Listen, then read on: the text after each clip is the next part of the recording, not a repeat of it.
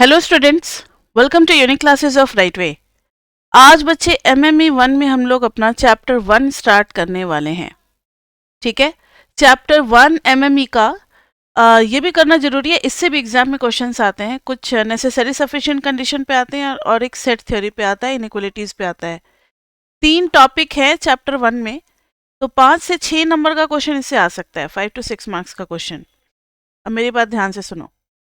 हमारे इंडिया में तो मैथ्स लेने के बाद और स्पेशली डीयू में जिन बच्चों का मैथ्स था 11-12 में, उन्हीं को दिया जाता है इकोनॉमिक्स।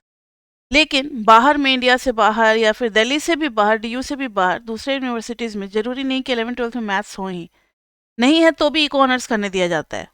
तो वैसे बच्चों को आगे चल करके हो सकता है प्रॉब्लम आए, इसलिए चैप्टर 1 बनाया गया, जिसमें थोड़ी 7-8 चीज़ों को थोड़ा थोड़ा डिस्कस किया हुआ है, ताकि एक बेस उनका क्लियर हो जाए तो आगे के चैप्टर समझने में ईजी हो।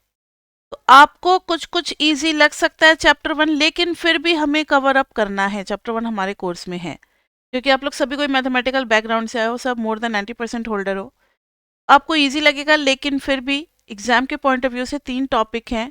एक नेसेसरी एंड सफिशिएंट कंडीशन, जो कि सबसे पहला ही टॉपिक है। एक मॉडुलस वाला जब कराएंगे, मॉडुलस ओपन करने वाला, इनइक्वालिटी सॉल्व करने वाला, और तीसरा है सेट्स के ऊपर क्वेश्चन। तो बच्चे अब स्टार्ट करते हैं हम लोग अपना फ्यू एस्पेक्ट्स ऑफ लॉजिक। लिखना नेसेसरी एंड सफिशिएंट कंडीशन, वो स्टार्ट करने जा रहे हैं। नेसेसरी, या पहले लॉजिक्स एंड प्रूफ्स लिख लो, फिर नेसेसरी एंड सफिशिएंट कंडीशन लिखेंगे। Logic and proofs. Now see, सबसे पहले आपको जानना है प्रोपोजिशन के बारे में। किसी को कुछ पता है प्रोपोजिशन के बारे में? या हाइपोथेसिस बोलते हैं, प्रोपोजिशन भी बोलते हैं और हाइपोथेसिस भी बोलते हैं। तो कोई भी मीनिंगफुल सेंटेंस दैट, क्या? नहीं नहीं, वो नहीं है, वो तो प्रोपोर्शन होता है। This is a proposition. ठीक है, a meaningful sentence, a meaningful sentence is called proposition, is called proposition या फिर हाइपोथेसिस। हाइपोथेसिस का बहुत बड़ा रोल है बच्चे। थर्ड सेम में हाइपोथेसिस टेस्टिंग पे 2-2 चैप्टर हैं, और फिर फोर्थ सेम में तो सारा कुछ हाइपोथेसिस पे, इकोनोमेट्रिक्स एक पेपर है जो कि आएगा, इसलिए हाइपोथेसिस वर्ड आप एमएमई 1 में ही सीख गए हो। अब जैसे मैंने कहा द बल्ब इज ग्लोइंग, ये एक हाइपोथेसिस है, और मेरे सामने जो है बल्ब जल रहा है, तो ये हाइपोथेसिस करेक्ट है, ये हाइपोथेसिस ट्रू है। ठीक है, मैंने कह दिया the sun rises in the west. अब आप क्या कहोगे? अरे मैम आपने गलत कह दिया। लेकिन आपको मीनिंग तो क्लियर है कि हम क्या कहना चाह रहे हैं, कि सन जो है वो राइज कर रहा है वेस्ट डायरेक्शन में। मीनिंग तो इसका निकल रहा है। तो ये एक हाइपोथेसिस है, प्रोपोजिशन है, लेकिन ये रॉन्ग प्रोपोजिशन है, क्योंकि सुबह में जब सन निकला, राइज हुआ, तो उसका जब डायरेक्शन हम लोगों ने पता लगाया तो ये तो ईस्ट डायरेक्शन था, तो मैम ने तो वेस्ट कह दिया, मैम ने गलत कहा। तो प्रोपोजिशन इधर में बी ट्रू और मे बी फॉल्स। प्रोपोजिशन सही भी हो सकता है और गलत भी हो सकता है। ठीक है, तो इसमें है it may be true, it may be true, और it may be false. It may be true और इट मे बी फॉल्स, ये ट्रू भी हो सकता है और फॉल्स भी हो सकता है। ठीक है, प्रोपोजिशन। अब जैसे मैंने एक कहा कि all individuals who breathe are alive, क्या ये सही है? ब्रीथ मतलब सांस लेना, जितने भी लोग जो सांसें ले रहे हैं वो जिंदा है, बिल्कुल सही है, क्योंकि डॉक्टर सबसे पहले ऐसे आकर के नोज के पास ही चेक करता ना कि एयर जा रहा है या नहीं, ब्रीथ कर रहा है या नहीं। तो जो भी सांस ले रहा है ऑल आर लिविंग। इसी का उल्टा कर दो, जो भी लिविंग है वो भी सांस ले रहा है, तो ये बोथ साइडेड स्टेटमेंट ट्रू है। अभी इम्प्लीकेशन पे आएंगे। तो this statement is true from both side. ऐसे बहुत सारे आपको मिलेंगे, और हम लोग चेक करना सीखेंगे। हाइपोथेसिस मतलब एक क्लेम होगा, कोई कंपनी क्लेम करती है, कोई फॉर्म क्लेम करती है कि हम ब्रिज को इतने 3 महीने में बना देंगे, अब उनका क्लेम सही है या गलत है उनके पास्ट रिकॉर्ड पे, ये हम लोग जज करते हैं। ये सारा कुछ स्टैटिस्टिक्स में सीखेंगे एसएमई में। एसएमई मतलब स्टैट्स 2 पेपर में यही सब हमें सीखना है। जो बच्चे डेटा एनालिसिस लिए होंगे शायद उनको अभी ही सिखा दें, मुझे नहीं पता उसके सिलेबस में क्या चेंजेस किया है, लेकिन डेटा एनालिसिस में सारा स्टैट्स एक ही साथ आ जाता है। तो it may be false hypothesis, सही भी हो सकता है प्रोपोजिशन और गलत भी हो सकता है। अब इसके बाद से आपको जानना है इम्प्लीकेशन। इम्प्लीकेशन इम्प्लीकेशन में है ए इम्प्लाइज, ऐसे वाला एरो याद आ गया? बचपन में बहुत मार्क्स कटते थे ना। फिफ्थ सिक्स्थ में ये सब सिखाया जाता है। जब अलजेब्रा सिक्स्थ में पहली बार आता है, पहली बार मैथमेटिक्स का ब्रांचिंग होता है क्लास सिक्स्थ में। आई वॉज फ्रॉम आईसीएसई, तो मुझे अपना याद है, अब सीबीएसई में कब होता है मुझे पता नहीं। मैथमेटिक्स के सारे ब्रांचेज अलग अलग हो जाते हैं। तो ये पहली बार इम्प्लीकेशन सिखाया गया था, और मेरे तो इसमें फर्स्ट टर्म में बहुत मार्क्स कटे थे, क्योंकि मुझे आदत थी x + 5 = 7, सीधा x = 2 लिख देने की। तो ये मैंने एरो नहीं दिया था, तो मेरे बड़े मार्क्स कटे थे।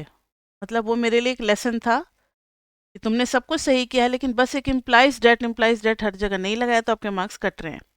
अब उस इम्प्लाइज डेट के बारे में कॉलेज में आकर के डिटेल में पढ़ना है। तो ए इम्प्लाइज डेट बी का मतलब है, ध्यान से सुनना क्योंकि इसके ऊपर क्वेश्चन आते हैं। इम्प्लीकेशन में नेसेसरी सफिशिएंट आ जाएगा, इसमें क्वेश्चन आते हैं। 3 स्टार दे दिया मैंने, एग्जाम के पॉइंट ऑफ व्यू से इंपॉर्टेंट है।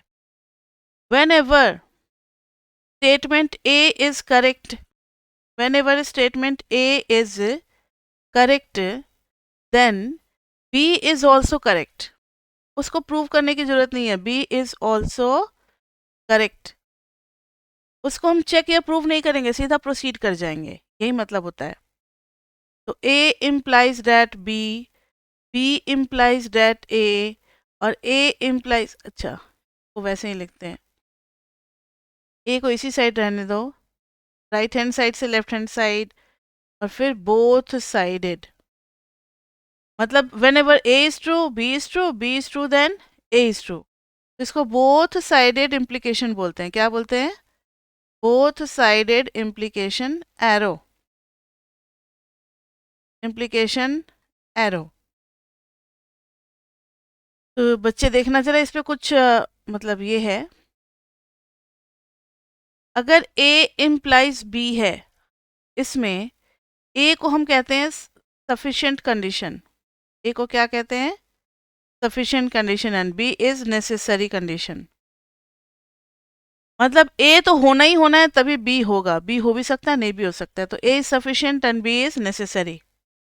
अगर उल्टा हो जाए ऐसे वाला एरो, तो अब उल्टा हो गया ना, B is sufficient and A is necessary. अगर ए बोथ साइडेड इम्प्लीकेशन, तो ये भी नेसेसरी सफिशिएंट, ये भी necessary sufficient, so both are necessary and sufficient conditions. इसके ऊपर क्वेश्चन आते हैं बच्चे, तो ये आपको याद रखना। याद हो गया? ए इम्प्लाइज डेट बी का मतलब है A is sufficient and B is necessary, B is necessary. उसके बाद से है, अगर B implies A, right hand side से अगर लेफ्ट हैंड साइड आ रहे हैं, तो B is sufficient and A is necessary. और अगर ए और बी अगर हैं दोनों, तो नेसेसरी एंड सफिशिएंट कंडीशन दोनों हो जाएंगे। वैसे इसके बारे में अभी हम लोग डिटेल में थोड़ी देर बात करेंगे, पहले कुछ क्वेश्चंस कर लेते हैं। आज हम लोगों ने बच्चे चैप्टर 1 स्टार्ट किया है, ये बिल्कुल स्टार्टिंग ही है चैप्टर 1 का, ठीक है। नाउ सी, अब आपको जैसे मैंने एक एग्जांपल दिया कि x is 2, then 2x is greater than 4। सही बात है, जब भी x ग्रेटर देन 2 होगा तो 2x तो ग्रेटर देन 4 होगा ही होगा। x is greater than 2, x square भी ग्रेटर देन 4 होगा, ये भी हमेशा ट्रू है। एग्जाम्पल्स देखते चलो, जब भी x 2 से बड़ा है तो एक्स स्क्वायर भी 4 से बड़ा है। बट अच्छा, इसके साथ देखो, x अगर 2 से बड़ा है तो 2x भी 4 से बड़ा है, एंड अगर 2x 4 से बड़ा है तो x भी किससे बड़ा है? 2 से बड़ा है। x इज ग्रेटर देन 2 तो x square is greater than 4, but x square is greater than 4, तो उल्टा नहीं इंप्लाई करता एक्स 2 से बड़ा होगा, कोई जरूरी नहीं है। कोई एक ऐसी वैल्यू बता सकते हो जो इसको कॉन्ट्राडिक्ट करे, गलत ठहराए? अभी शायद आप लोग लैंग्वेज नहीं समझ पाते हो। जैसे कि एग्जाम्पल ले लिया मैंने, एक्स इज इक्वल टू -3, तो -3 का स्क्वायर तो 4 से बड़ा है, but -3 is not greater than 2। यही कहते हैं एक एक कॉन्ट्राडिक्टरी एग्जाम्पल से समझाना। देखो इसमें बहुत सारे लैंग्वेज होंगे अभी स्टार्टिंग में चैप्टर 1 में, एक एक लैंग्वेज पे, एक एक वर्ड पे आपको फोकस करना है, ठीक है? तो अभी जो था कि whether X square is greater than 4, then whether X will be greater than 2 और नॉट, इसके लिए हमें चेक करना है। तो हमने क्या किया, एक कॉन्ट्राडिक्टरी एग्जाम्पल से शो कर दिया। एक एग्जाम्पल ले लेते हैं, एक्स इक्वल टू -3, कोई भी आप ले सकते हो, -4 -5 एनी वैल्यू, जिसका स्क्वायर तो 4 से बड़ा है लेकिन वो खुद 2 से बड़ा नहीं है, तो this is not always true. तो इस पे हम क्रॉस लगा देंगे, ये हमेशा ट्रू नहीं है। क्लियर बच्चे? तो ये सिर्फ वन साइडेड इम्प्लीकेशन हो गया, लेकिन ये क्या था, ये टू साइडेड इम्प्लीकेशन था। तो अगर हम इसको लिखना चाहें, x is greater than 2 double implies 2x is greater than 4, ठीक है? ऐसे लिख सकते हैं हम लोग। अब कुछ टर्म्स और आपको जानने हैं, जैसे थ्योरम। थ्योरम नाम सुना है? ऑफ कोर्स सुना होगा। आप लोग बोलोगे मैम ने भी ये क्या क्वेश्चन पूछ दिया। सारे बच्चे मैथमेटिक्स पढ़ के आए हैं, 9th 10th से ही थ्योरम पढ़ते चले आ रहे हैं। कॉन्ग्रुएंट ट्रायंगल में ये होता है, सिमिलर ट्रायंगल्स में ये होता है, RHS राइट क्या था जो भी था, थ्योरम्स वगैरह, कौन सा होता था, पाइथागोरस थ्योरम, बहुत सारे थ्योरम आप लोगों ने पढ़े होंगे। थ्योरम में ये तो नहीं पढ़ा कि straight line contains infinite points, ऐसा कभी कुछ प्रूव किया है? नहीं, क्योंकि इसको प्रूव नहीं किया जा सकता, ये सब एक्सियम या प्रोपोजिशन होते हैं। थ्योरम क्या होता है, बहुत ही इंपॉर्टेंट स्टेटमेंट होता है जो कि कुछ एक्सियम या प्रोपोजिशन की हेल्प से प्रूव होता है, ठीक है? तो थ्योरम जो है, mean very important theorem, very important statement, very important result या statement, a very important few results are called theorem, ठीक है? थ्योरम को प्रीमाइसेस, ये वर्ड आपके लिए जरूरी है, प्रीमाइसेस। प्रीमाइसेस, आपको कुछ बातें पहले से पता होती है, जैसे जितने भी ट्रायंगल के थ्योरम होते थे 9th 10th में, उन सब में हम लोग क्या यूज करते थे, ट्रायंगल की 2-3 प्रॉपर्टी जो कि हमेशा आपको याद होती है कि सारे एंगल का सम कितना होता है, 180 डिग्री। इसको कहीं भी यूज कर लेते थे ना हम लोग ट्रायंगल में प्रूव करते वक्त, as we know that some of the angles of a triangle is 180 degree, या ऐसे कुछ और फैक्ट्स की एंगल ट्रायंगल जो है तो दो साइड का लेंथ का सम तीसरे से क्या छोटा नहीं हो सकता। ऐसी बहुत सारी बातें हम लोग यूज करते थे, तो वो सब ऑलरेडी नोन फैक्ट्स होता है। अब उनके लिए एक नया वर्ड आपको सीखना है, that is called premises, that is called premises. तो प्रीमाइसेस जो है वो already known facts, already known facts, already known facts और प्रोपोजिशन, वही स्टेटमेंट या एक्सियम्स जो आपने पढ़े थे, to prove any theorem, to prove any theorem, that is called premises. अब आपको सीखना है कंक्लूजन।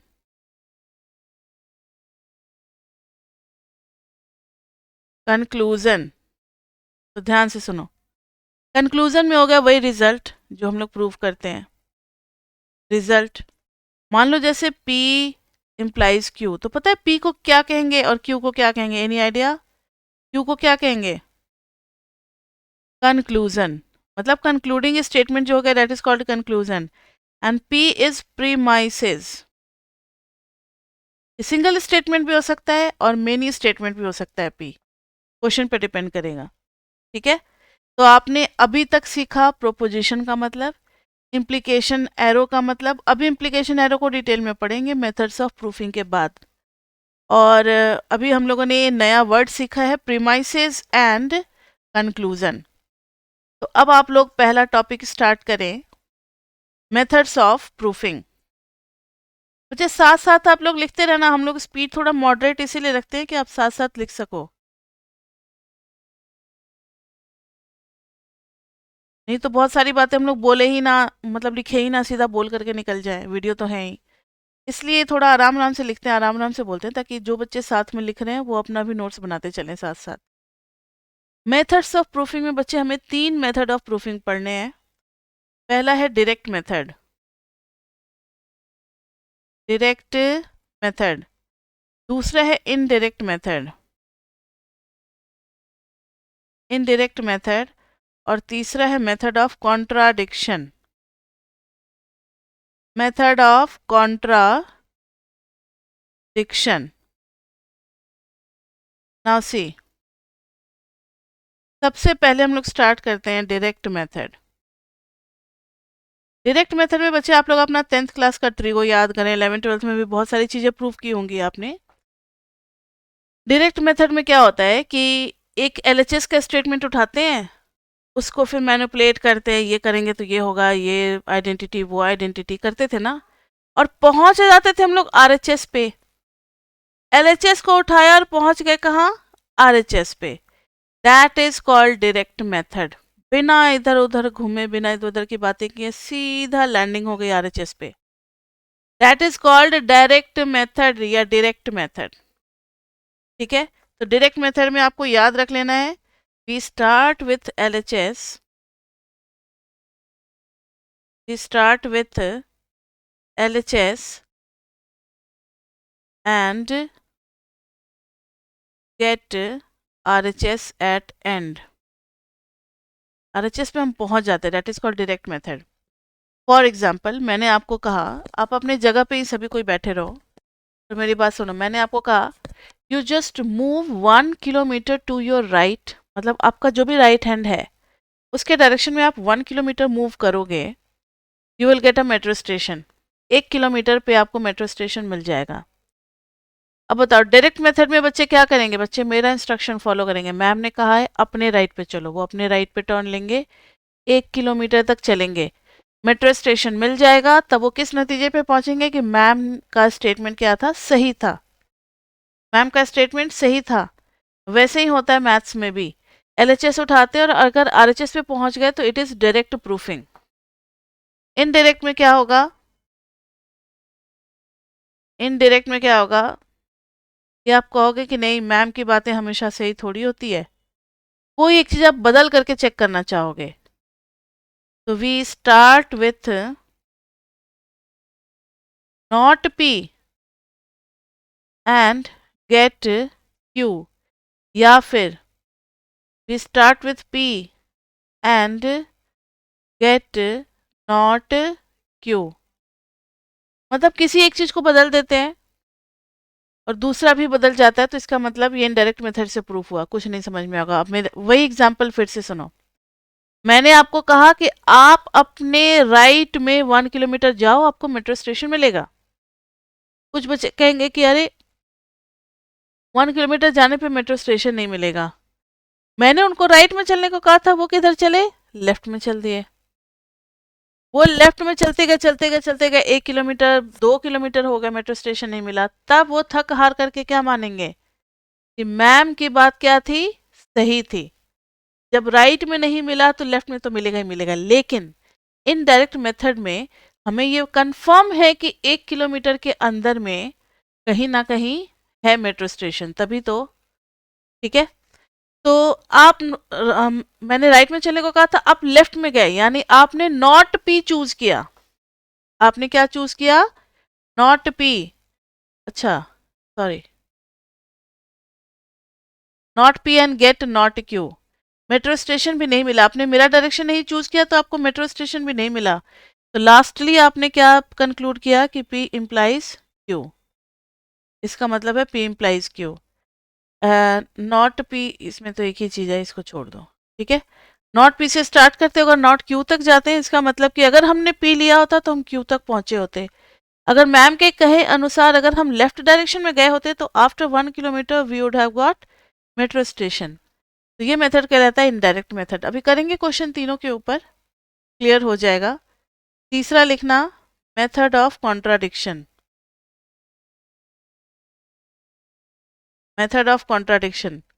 कुछ बच्चे बहुत एक्सपेरिमेंटल होते हैं, वो कहेंगे मैम की बात हम लोग क्यों माने, मैम ने कहा लेफ्ट में 1 किलोमीटर बाद मेट्रो स्टेशन है, हम नहीं जाएंगे लेफ्ट में, हम मैम की बात के अकॉर्डिंग नहीं चलेंगे।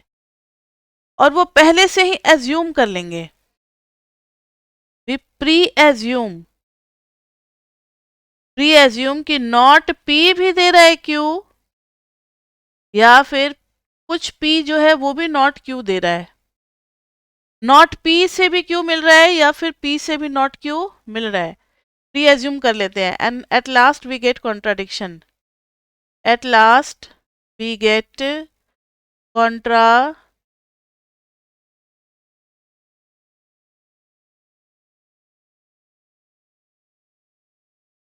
Eight last we get contradiction. तो कॉन्ट्राडिक्शन के बाद से फिर क्या, तब तुम कहोगे कि अरे मैम की बात यानी सही थी। कुछ बच्चे कहेंगे नहीं लेफ्ट में क्यों राइट में क्यों मेट्रो मिलेगा, मैम ने राइट में कहा इसलिए राइट में ही मेट्रो मिलेगा, नहीं मैम की बात गलत है। प्री एज्यूम कर लिया, मन ही मन ठान लिया कि मैम की बात गलत है, हमारे लेफ्ट में भी मेट्रो है 1 किलोमीटर पे। अब वो लेफ्ट में चलते गए चलते गए चलते गए, उन्हें मेट्रो नहीं मिला, तब उन्हें याद आएगी, अपनी गलती का एहसास होगा, जो एजम्पशन ली थी वो कॉन्ट्राडिक्ट हो जाएगा, तब वो थक हार करके मानेंगे इसका मतलब है कि मैम की बात क्या थी, सही थी। इस छोटे से एग्जाम्पल से मेट्रो स्टेशन वाले से आप समझ चुके होंगे कि कितने तरीके से एक ही बात को प्रूव किया जा सकता है। ठीक है, तो एक क्वेश्चन लेते हैं और उसमें ये तीनों मेथड लगाते हैं और उसको हम लोग प्रूव करते हैं। ठीक है, तीनों मेथड को तो लिखना जरा, use 3 different method, use 3 different method to prove that, use 3 different method to prove that minus x square plus 5x minus 4 is greater than 0 implies that x is greater than 0. Now see, हमें ये prove करना है कि LHS में अगर कोई चीज़ greater than 0 है तो RHS में भी कोई चीज़ क्या होगा, ग्रेटर देन 0 होगा। ठीक है, 3 different methods to prove that. अब सबसे पहला मेथड हम लोग लगाने जा रहे हैं डायरेक्ट मेथड। कौन सा मेथड लगाने जा रहे हैं, डायरेक्ट मेथड। तो हेडिंग देना डायरेक्ट मेथड।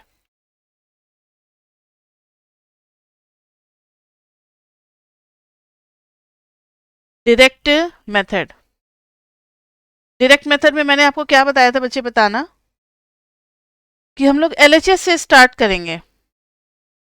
तो start with LHS, minus x square plus 5x minus 4 को ग्रेटर देन 0 कर दिया। अब मेरी बात ध्यान से सुनना, हमें माइनस एक्स स्क्वायर नहीं चाहिए, हमें माइनस 4 नहीं चाहिए, हम धीरे धीरे x तक पहुंचने की कोशिश कर रहे हैं। जो चीज नहीं चाहिए उसका ऑपोजिट आप ऐड कर दो दोनों साइड। तो adding x square plus 4 on both the sides, तो minus x square plus 5x minus 4 plus x square plus 4 is greater than x square plus 4। X square और एक्स स्क्वायर कैंसिल हो गया, ये तो दोनों जीरो हो जाएंगे, 4 भी जीरो हो जाएंगे, तो 5x is greater than x square plus 4। अब ध्यान से सुनना, अब फिर सबको डिवाइड कर देते हैं 5 से। अब बच्चे फिर से हम गलती कर रहे हैं, क्या गलती कर रहे हैं, ये इम्प्लाइज डेट नहीं लगा रहे हैं। ठीक है, divide with 5, x is greater than x square plus 4 upon 5। अब मुझे ये बताओ कि एक्स स्क्वायर तो पॉजिटिव, मिनिमम वैल्यू चलो जीरो होगी, नेगेटिव तो नहीं हो सकता, तो ग्रेटर देन इक्वल टू 0, लेकिन उसके साथ ये जो 4 ऐड हो गया ये डेफिनेटली 4 या 4 से बड़ी वैल्यू होगी। तो एक बात तो क्लियर हो गया कि 4 या 4 से बड़ी वैल्यू, नीचे 5 है तो 4/5 या उससे बड़ी वैल्यू होगी, कुछ भी है ग्रेटर देन 0 तो आ ही गया। तो x इज ग्रेटर देन 0 मतलब 0 से बड़ी ये वैल्यू और इससे बड़ी x, तो x भी तो 0 से बड़ी वैल्यू हो गई। आई बात समझ में? तो ये हो गया हमारा डायरेक्ट मेथड जिसमें LHS के क्वांटिटी को लिया और उसको सॉल्व करते करते हमें RHS तक पहुंचना था, हम पहुंच गए कि x क्या होगा, पॉजिटिव होगा। क्लियर बच्चे? ये था हमारा डायरेक्ट मेथड। तो बच्चे ये हो गया हमारा डायरेक्ट मेथड, और अब हम लोग करते हैं indirect method.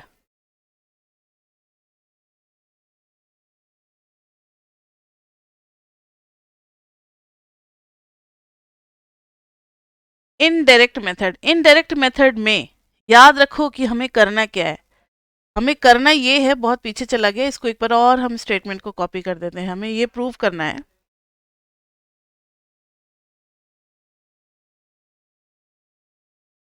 To prove minus x square plus 5x minus 4 greater than 0 implies that x is greater than 0. Now see, तो हम लोग इनडायरेक्ट मेथड में सपोज कर लेंगे, स्टार्ट करेंगे किसी एक से, suppose x is less than equal to 0। अब मेरी बात सुनो ध्यान से,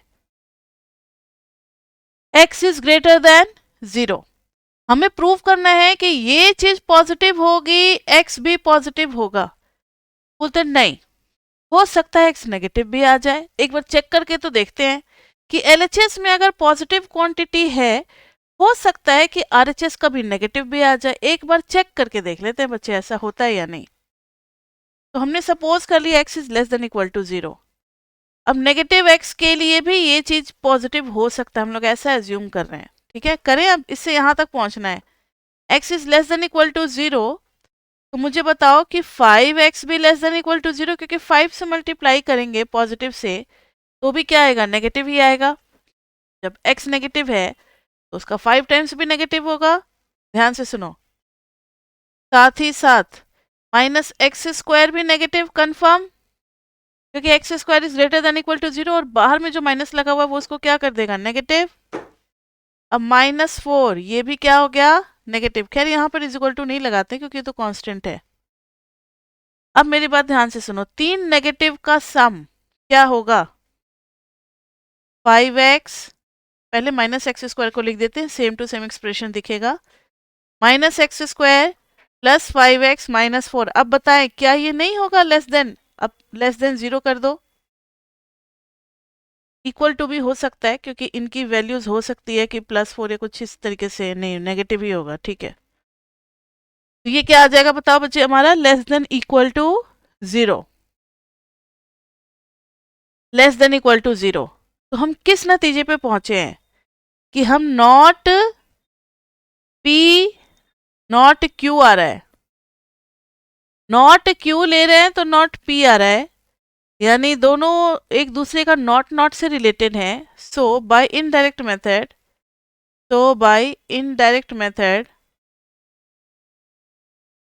अगर हमने p के बारे में सोचा होता तो हम कहाँ पहुंच जाते, q पे पहुंच जाते। यही तरीका होता है इनडायरेक्ट मेथड का। इनडायरेक्ट मेथड में दोनों को अपोजिट नहीं करते, किसी एक को अपोजिट करते हो, दूसरा वाला अपने आप अपोजिट आ जाता है। देखो इसका अपोजिट क्या था, अगर ग्रेटर नहीं है तो x is less than equal to 0 है, और ये अगर ग्रेटर देन नहीं होगा तो ये क्या होगा, लेस देन इक्वल टू 0 आ गया। एक ऑपोजिट लेकर के चलेंगे, दूसरा भी अपने आप ऑपोजिट आ जाएगा। उस केस में ये प्रूव हो जाएगा इनडायरेक्ट मेथड से। क्लियर बच्चे? थर्ड लिखना, method of contradiction. Method of contradiction,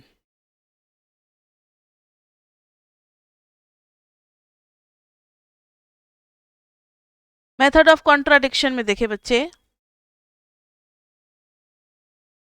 इसमें हम लोग प्री एज्यूम कर लेंगे,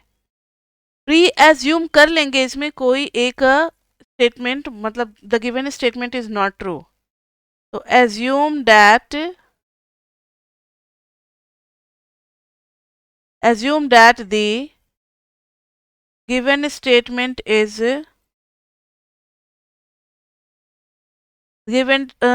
is not true। ठीक है, देन अगर इसको ट्रू नहीं मानते हैं, देन माइनस एक्स स्क्वायर, तब हम लोग ये मान रहे हैं कि ये चीज जो है ग्रेटर देन 0 हो जाएगी कुछ नेगेटिव वैल्यूज के लिए भी, यानी minus x square plus 5x minus 4 is greater than 0 and x is less than equal to 0। ये हम लोग मान रहे हैं कि जरूरी नहीं कि हमेशा पॉजिटिव पे ही LHS जो है वो पॉजिटिव आए, कुछ नेगेटिव वैल्यूज के लिए भी LHS क्या आ सकता है, पॉजिटिव आ सकता है। इनडायरेक्ट और कॉन्ट्राडिक्शन में थोड़ा सा डिफरेंस है। इनडायरेक्ट में हमने ऐसा कुछ पहले एज्यूम नहीं किया था, कॉन्ट्राडिक्शन में उसको एज्यूम कर ले रहे हैं कि नहीं यही बात सही है। अब उसको जब चेक करने चलते हैं, बट अब आप सुनो जरा, अगर x नेगेटिव है तो ये नेगेटिव, ये नेगेटिव, ये नेगेटिव सब मिला करके क्या हो गया, -x² प्लस 5x माइनस 4। ये किससे छोटा आ जाएगा बताओ तो, -4 से छोटा आ जाएगा, क्योंकि ये जो है ये दोनों ही नेगेटिव, और -4 तो -4 से नंबर लाइन पे लेफ्ट में ही आएगा ना, -4 से छोटा।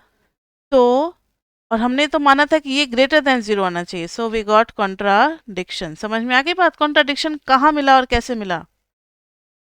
हमने एज्यूम किया था कि ये चीज पॉजिटिव ही रहेगी, लेकिन जब सॉल्व करने चले इसके साथ स्टार्ट करके तो ये चीज तो नेगेटिव आ गई, तो कहाँ पॉजिटिव रहा, so we got contradiction, hence our assumption is wrong, hence our assumption is wrong, assumption is wrong। तो तुरंत सही कर देंगे, -x² प्लस 5x माइनस 4 को भी ग्रेटर देन 0 होगा अगर x भी क्या होगा, ग्रेटर देन 0। समझ में आ गई बात, तीनों मेथड। वैसे आज तक कभी भी मेथड ऑफ प्रूफिंग पे क्वेश्चन नहीं आए हैं आपके पेपर में, लेकिन इतने सालों से हम लोग हर बार बच्चों को पढ़ाते जरूर हैं, क्योंकि आपके कोर्स में है और डीयू का कोई ठीक नहीं है, जब मन होगा तो वो इससे भी क्वेश्चन पूछ सकते हैं। ठीक है, तो इसलिए पीपी में आपको इसका एक भी क्वेश्चन नहीं मिलेगा मेथड ऑफ प्रूफिंग का। नेसेसरी सफिशिएंट के हर साल क्वेश्चन आते हैं, लेकिन इसका नहीं आता। समझ में आई बात। मेथड ऑफ कॉन्ट्राडिक्शन पे एक और क्वेश्चन हम आपसे करवाना चाहेंगे, एक और क्वेश्चन, ये आपने बचपन में किया भी होगा, देखते हैं किसको किसको याद है। आपको मौका देंगे अभी स्टार्ट करने का। Prove that √2 is an irrational number, किसको किसको याद है, किस क्लास में किया था, अभिषेक को याद है, क्लास 8 और 9th। ठीक है, सबसे पहले इसमें स्टार्ट किस तरीके से करते हैं अभिषेक बताओ। ठीक है, रैशनल नंबर की प्रॉपर्टी कुछ होती है, रैशनल नंबर किस फॉर्म में होता है, p/q, और p और q क्या होने चाहिए, यस इंटीजर्स। जो दूसरे बच्चे हैं जिन्होंने यस कहा, मुझे उनका नाम नहीं शो हुआ, तो बच्चे आप बताना कि जो हम लोग √2 को पहले एज्यूम करते हैं p/q, उसमें p और q के बारे में कुछ बातें बताई गई हैं, p और q कैसे नंबर्स होने चाहिए।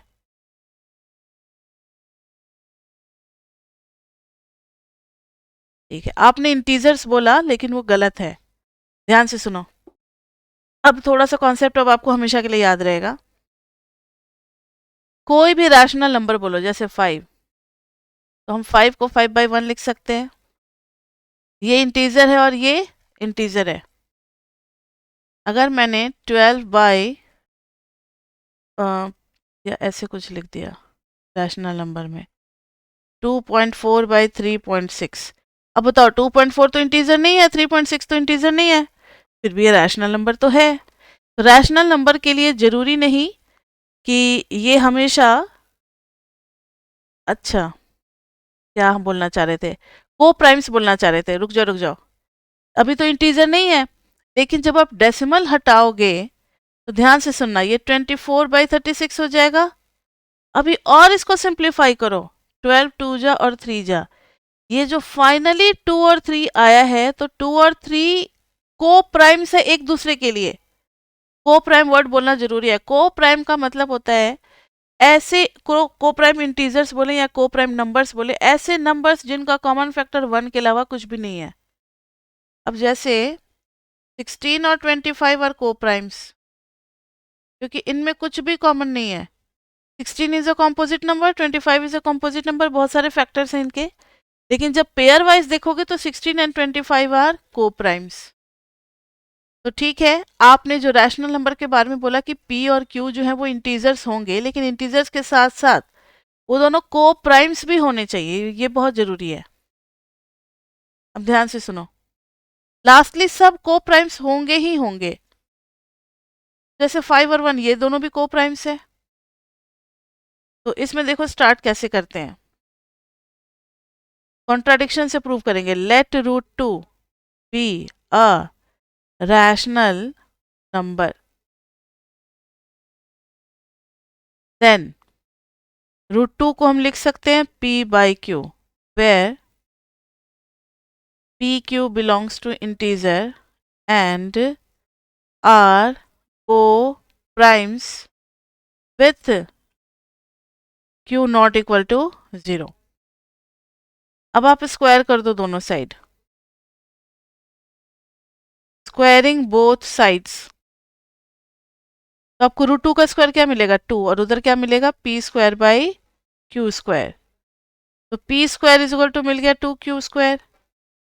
तो p स्क्वायर इज इवन, क्योंकि इसमें 2 बाहर आ गया, 2 इंटू क्यू स्क्वायर, तो p स्क्वायर इज इवन। अब जब p स्क्वायर इवन है तो p के बारे में भी हम सर्टेन हैं कि ये कुछ होगा। कोई भी स्क्वायर ले लो जो कि इवन हो, जैसे 16, 16 एक स्क्वायर है और वो इवन है, तो अंडर रूट क्या आएगा, 16 का अंडर रूट क्या होगा जल्दी बताओ, वो भी इवन है। 25, 25 इवन नहीं है ना, इसलिए उसको कंसीडर ही नहीं करेंगे। अब आ जाओ 36, 36 इवन है, 36 का अंडर रूट क्या आ गया 6, वो भी क्या है इवन है। ठीक है, 64 उसका भी अंडर रूट क्या आ रहा है 8। तो यानी स्क्वायर अगर इवन है तो वो खुद भी नंबर क्या होगा इवन होगा। तो p इज ऑल्सो इवन, ये आप कंफर्म कर लो। अब अगर p इवन है और p एक इंटीजर भी है, यहां था ना p और q बिलोंग्स टू z, तो let p is equal to 2k, let p is equal to 2k। अब इसको पुट कर दो 1 में, putting in 1, root 2 is equal to p की जगह पे 2k बाई क्यू आ गया। देखो यहाँ पर मैंने सब्सटीट्यूट कर दिया, p की जगह पे 2k, ये सब यहाँ से आ रहा है, स्क्वायर इवन है तो खुद p भी क्या होगा इवन होगा। अब देखो स्क्वायरिंग, रूट 2 का स्क्वायर 2, 2 का square 4, k square by Q square, 2 से गया 2, तो k 2k square is equal to Q square, which implies Q square is even, which implies Q is even. अब जरा इस पे ध्यान देना, p is even, q is even. इससे कुछ आपको पता लग रहा है, अगर दोनों इवन है तो बताओ कि मिनिमम कॉमन फैक्टर कौन सा होगा। नहीं आ रहा समझ में, since p and q are both even तो कम से कम 2 से तो दोनों डिवाइड हो रहे होंगे ना, are both even, so at least 2 is a common factor, at least 2 is a common factor. अब बताओ p और q को हमने माना क्या था को प्राइम्स, q स्मॉल q कर लेना कैपिटल Q नहीं, p और q को हमने माना क्या था को प्राइम्स, यहां माना था ना।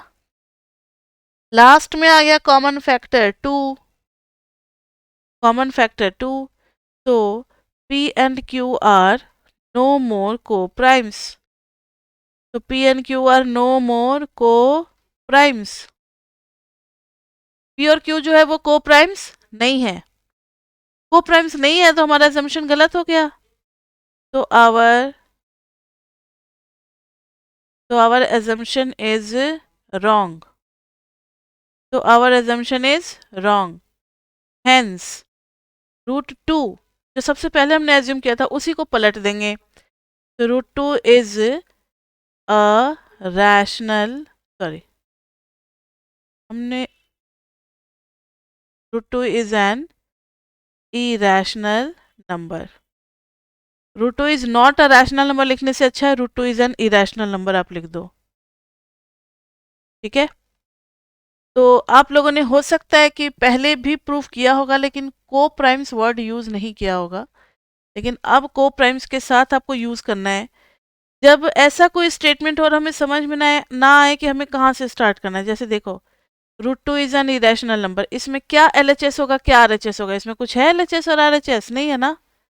तो जब ऐसी कोई चीज हमें प्रूव करनी होती है तो ज्यादातर हम कॉन्ट्राडिक्शन का ही हेल्प लेते हैं। मैथमेटिक्स में बहुत सारे रिजल्ट, सबसे ज्यादा यूज होने वाला टेक्निक यही है, कॉन्ट्राडिक्शन, क्योंकि बिना इक्वेशन का, बिना एलएचएस और आरएचएस का भी हम लोग इसको प्रूव कर सकते हैं। समझ में आ गई बात बच्चे? तो ये हमारा मेथड ऑफ प्रूफिंग हो गया। अब आप लिखना necessary and sufficient condition. Next topic, एक टॉपिक कंप्लीट। इस वाले टॉपिक में हमने मेथड्स ऑफ प्रूफिंग देखा। अब नेक्स्ट लिखना नेसेसरी एंड सफिशिएंट कंडीशन। मैंने अभी आपको थोड़ी देर पहले बताया था कि अगर P इम्प्लाइज Q होता है और ये उल्टा हो जाता है, Q इम्प्लाइज P और P डबल इम्प्लाइज Q, तो ध्यान से सुनना। ये P जो है वो नेसेसरी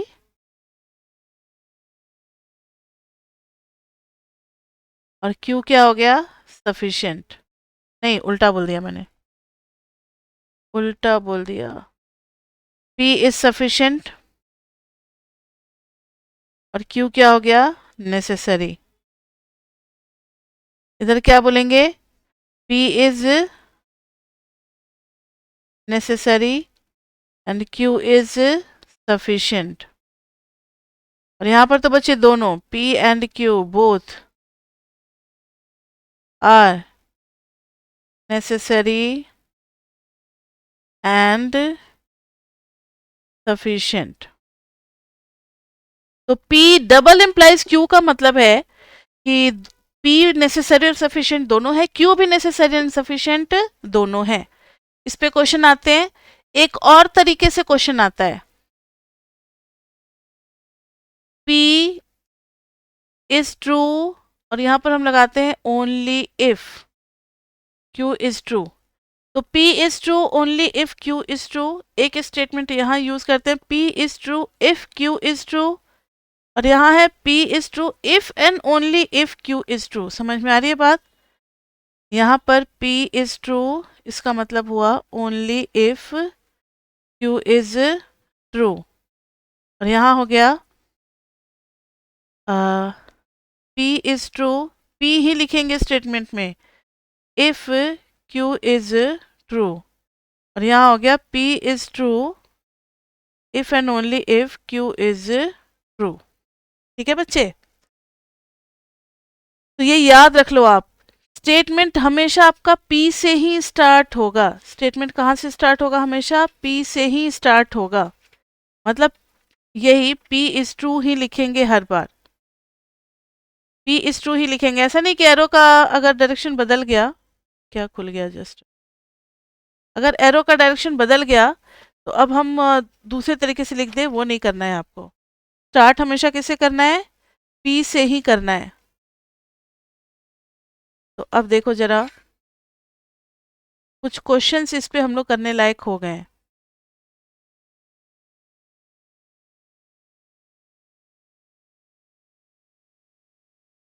कुछ क्वेश्चन करवाते हैं।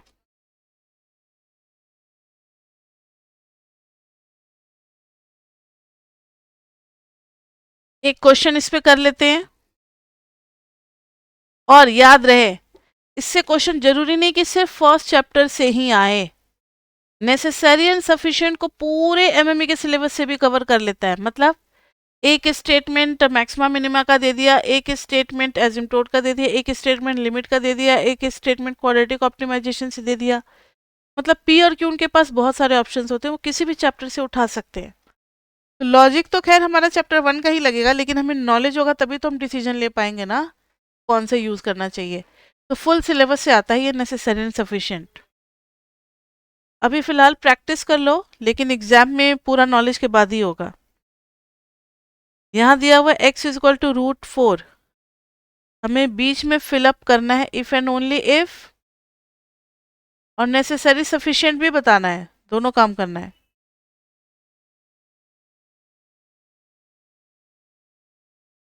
छोटा छोटा कर देते हैं। बी हो गया x square is greater than 0, बीच में है box x is greater than 0। C है x square is less than 9, x is less than 3। D है x into x square plus 1 is equal to 0, x is equal to 0। X into x plus 3 is less than 0, x is greater than -3। देखो box में हमें fill up करना है कि if आएगा, only if आएगा। आप लोग एक बार इसको लिख लो कहीं, ये 3 स्टेटमेंट लिख लो, तभी क्वेश्चन करने में सही रहेगा। या स्क्रीनशॉट ले लो इसका। अभी ये क्वेश्चन करना है आप सभी को। 1 2 हम करा रहे हैं, चलो 2 हम करा देते हैं, सी डी ई आप लोग करना, ठीक है। चलो देखो कैसे करना है इस क्वेश्चन को। फर्स्ट पार्ट का एक्सप्लेनेशन, अगर x इज इक्वल टू √4 है तो बहुत बढ़िया, सॉल्व करेंगे। और ये पहले से रूट लगा करके दिया हुआ है, हमें X square is equal to 4 नहीं दिया हुआ, x इज इक्वल टू √4 दिया हुआ है। तो हम पॉजिटिव वैल्यू ही बस एक्सेप्ट करेंगे, नेगेटिव ले ही नहीं सकते। तो ये वाला एरो हो गया। जब ये वाला एरो हो गया तो ये हो गया सफिशिएंट और ये हो गया नेसेसरी। समझ में आई बात। अब बी के लिए एक्सप्लेनेशन क्या है, x square is greater than 0। किसी को फर्स्ट पार्ट में कोई प्रॉब्लम, ये मैंने आपको चैप्टर 2 में भी बता दिया था। अच्छा कुछ बच्चे हो सकता है कि MME 1 में चैप्टर 1 ही पहली बार पढ़े, तो उनको बच्चे हम बताना चाहेंगे कि अगर X square is equal to 25 है, तब हम x की वैल्यू दोनों लेंगे, +5b और -5b। और अगर x इज इक्वल टू √25 है, x will be only positive. x अगर -√25 है, माइनस लगा हुआ है पहले से, x लगा हुआ है माइनस पहले से, x इज इक्वल टू -5 लेंगे। तो ये तीनों कॉन्सेप्ट को बिल्कुल अपने दिमाग में सेट कर लो। स्क्वायर को अगर हम लोग उधर साइड ले जा रहे हैं तो प्लस माइनस दोनों लेंगे। पहले से अंडर रूट करके दिया हुआ है तो सिर्फ प्लस लेंगे, और पहले से अगर अंडर रूट के बाहर में माइनस दिया हुआ है तो हम सिर्फ नेगेटिव वैल्यू लेंगे। क्लियर। यहाँ पर पहले से ही √4 करके दिया हुआ है तो हम सिर्फ पॉजिटिव वैल्यू लेंगे, यानी x इज इक्वल टू 2। और अगर x इज इक्वल टू 2 है, तो अभी तो बाकी है ना, x इज इक्वल टू 2 है तो हम x इज इक्वल टू √4 भी लिख सकते हैं, कोई दिक्कत नहीं है। तो ये बोथ साइडेड हो गया, तो this is necessary and sufficient, this is necessary and sufficient. Clear. अब बी पार्ट देखो, अगर एक्स स्क्वायर ग्रेटर देन 0 है तो क्या x भी ग्रेटर देन 0 होगा, does not imply. Let x is equal to -1, तो एक्स स्क्वायर क्या आ गया, +1 आ गया, जो कि पॉजिटिव है। But x is not greater than 0, x क्या है, लेस देन 0। तो LHS से RHS तो बच्चे ये गलत है, होगा नहीं। LHS से RHS तो नहीं होगा। लेकिन जरा RHS से LHS से सोचो, यानी ये वाला एरो तो गलत हो गया। अब जरा RHS से LHS सोचो, अगर x ग्रेटर देन 0 है तो नो डाउट एक्स स्क्वायर भी ग्रेटर देन 0 होगा। इस साइड का तो बच्चे ये एरो सही है। जब इस साइड का एरो सही है तो this is sufficient and this is necessary. Clear. तो अभी जो मैंने 2 पार्ट कराए हैं, इसके बेसिस पे आप लोग CDE ट्राई करें। 5 मिनट का समय देते हैं। आज क्लास थोड़ी लेट स्टार्ट हुई थी, इसलिए लेट से ख़त्म करेंगे।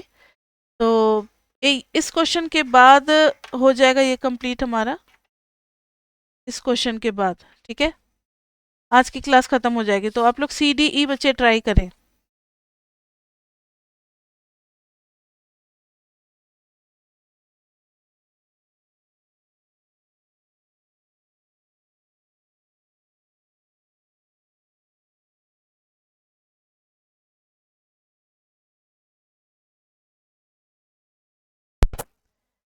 हाँ हाँ, वॉइस नहीं आ रही थी, अभी मैंने ऑन किया माइक। अब आ रही होगी मेरी वॉइस, तो ध्यान से सुनो। एक्स स्क्वायर, टाइम बहुत ज़्यादा हो रहा है इसलिए ये तीनों पार्ट भी मुझे ही कराने दो। आप लोग भी ट्राई कर ही सकते हो, मुझे पता है एक दो तो ट्राई हो भी गया होगा। सबसे पहले सी पार्ट में एलएचएस को उठा करके देख रहे हैं। X square is less than 9, आप लिखो सी पार्ट का x square is less than 9। इसको सॉल्व करना बच्चे सबको साइन डायग्राम आता है, जिनको नहीं आता वो चैप्टर 1 में सीखे। X square minus 9 is less than 0, इसको हम करेंगे तो x minus 3 into x plus 3 break कर सकते हैं लीनियर फैक्टर में। अब इसका साइन डायग्राम बनाएंगे तो माइनस 3 प्लस 3, 3 से बड़ी कोई भी वैल्यू डाल देंगे लाइक 4 या 5, तो 4 माइनस 3 1, 4 प्लस 3 7, पॉजिटिव आएगा। माइनस 3 और 3 के बीच में अगर 0 डाल देंगे तो ये नेगेटिव आएगा। माइनस 3 के पहले माइनस 4 डाल देंगे तो नेगेटिव इंटू नेगेटिव पॉजिटिव आएगा। हमें क्या चाहिए? नेगेटिव वाला रीजन चाहिए। तो ध्यान से सुनो, whenever X square is less than 9, x belongs to -3 to 3। अब जितनी भी वैल्यूज -3 से 3 में लाई कर रही हैं, क्या वो सब 3 से बड़ी हैं? सॉरी, 3 से छोटी हैं सारी वैल्यूज? क्यों नहीं जवाब दे रहे हैं? अरे भाई, जब इसको मैंने सॉल्व किया, x square is less than 9 को सॉल्व किया, ठीक है, x किससे बिलोंग कर गया? -3 से 3 में, ये इसमें। तो क्या ये सारी येलो जो मैंने शेड किया है, क्या ये सारी वैल्यूज 3 से छोटी हैं? साफ साफ दिख रहा है ना, 3 के लेफ्ट हैंड साइड पे ही तो है। इतना क्यों सोच में पड़ गए आप लोग? Yes, all values are less than 3। -3 से बड़ा है या नहीं है ये हमसे नहीं पूछा गया है। देखो स्टेटमेंट, सिर्फ 3 से कंपेयर करने को कहा गया है। तो हाँ, सारी values, yes all the values are less than 3, तो इस साइड का एरो सही है। अब आरएचएस के बारे में सोचते हैं। x इज लेस देन 3, तो क्या एक्स स्क्वायर लेस देन 9 होगा? आपको पता ही है कि हम कौन से एग्जाम्पल लेने वाले हैं। x इज इक्वल टू -5 जो कि 3 से छोटा है, लेकिन x स्क्वायर करोगे तो -5 का स्क्वायर कितना आ गया? 25। 25 इज नॉट लेस देन 9, ठीक है, नॉट लेस देन 9। इस साइड का एरो गलत हो गया, तो सिर्फ यही एरो बचा। तो यही एरो बचा, तो बच्चे ये बताना ये क्या हो गया? ये हो गया सफिशिएंट और ये हो गया नेसेसरी, ठीक है। अच्छा, और साथ साथ में वो भी तो लैंग्वेज भी तो लिखते जाना है, यहाँ इफ एंड ओनली इफ। यहाँ सेकंड बॉक्स में कौन सा लैंग्वेज यूज होगा? इफ यूज होगा, बताया था ना मैंने, इफ यूज होगा। जब आरएचएस एलएचएस की तरफ एरो हो और एलएचएस से आरएचएस की तरफ हो तो ओनली इफ यूज होता है। उसी तरीके से डी पार्ट करेंगे, x into x square plus 1 is equal to 0। चलो करते हैं D part, x into x square plus 1 is equal to 0। तो बच्चे एक्स स्क्वायर प्लस 1 तो 0 होने से रहा, ये तो नहीं होगा, तब x को ही होना पड़ेगा 0। तो बस यही एक वैल्यू निकल करके आई। तो हाँ, बिल्कुल सही है, ये इज इक्वल टू 0 होगा। अब RHS टू LHS देखते हैं। Let x is equal to 0, अब इसमें पुट करेंगे, देखना 0 इंटू 0 का स्क्वायर प्लस 1 क्या आ रहा है? 0, सही है। यानी अगर 0 से हम बढ़ते हैं तो LHS में हर बार क्या आएगा? 0 ही आएगा। यहाँ आ जाएगा if and only if this is necessary sufficient, this is also necessary sufficient. समझ में आ गई बात? हेलो, फिर से बोलना।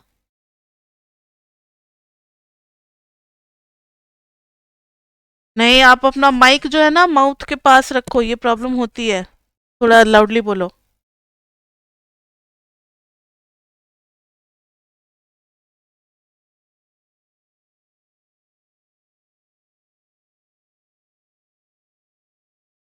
वो प्लस माइनस आयोटा की बात कर रहे हो?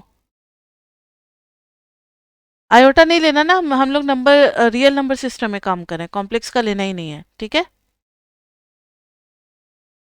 अब देखो ई पार्ट में एलएचएस ले रहे हैं, x into x plus 3 is less than 0।